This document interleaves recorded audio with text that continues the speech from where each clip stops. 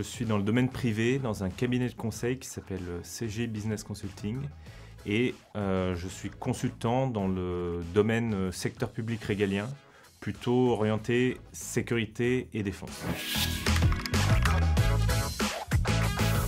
Dans le conseil, il y a beaucoup de missions qui peuvent être diverses, c'est un peu la particularité.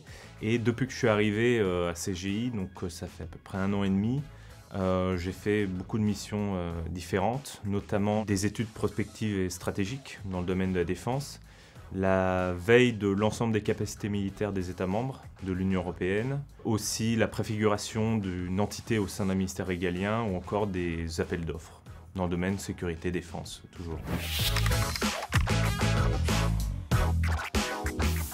Dans le conseil, ce qui est bien, comme je le disais, c'est la multiplicité des domaines que l'on va voir et donc la multiplicité des compétences que l'on va développer. Et donc ça, c'est vraiment un point fort du conseil. Ça va être aussi le travail en équipe et l'horizontalité, la proximité qu'on va avoir avec le management et les directeurs. La dernière chose, c'est la possibilité d'être proactif et de pouvoir participer au développement commercial de l'entreprise et pouvoir avoir des missions qui potentiellement seront sur des thématiques qui vont nous intéresser.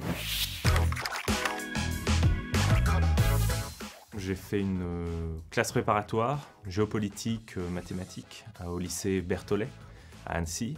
Ensuite, ça m'a amené à une école de commerce, Audencia Business School. Et j'ai fait un double diplôme avec Sciences Po Saint-Germain-en-Laye, sur un master plus orienté relations internationales.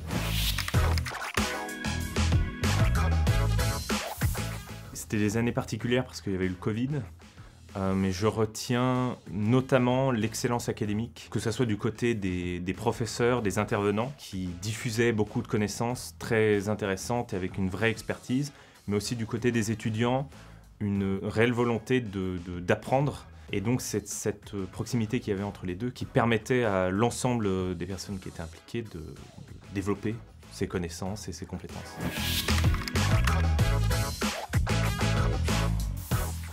S'il y a quelque chose que je devais retenir, ça serait peut-être en dernière année la clôture du cours avec Samuel Faure sur la défense. On avait constitué une équipe sur une thématique qui était l'Indo-Pacifique, en relation avec l'influence française et le domaine sécuritaire.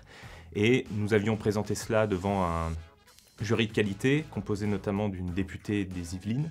Et on avait réussi à gagner, à remporter parmi l'ensemble des équipes. Et donc ça avait été vraiment formateur. Alors un petit mot, il sera double. Le premier, c'est d'être vraiment proactif dans le monde professionnel, provoquer sa chance et vraiment avoir de l'audace. C'est uniquement par ce biais-là que vous allez arriver à construire votre avenir professionnel et à le maîtriser.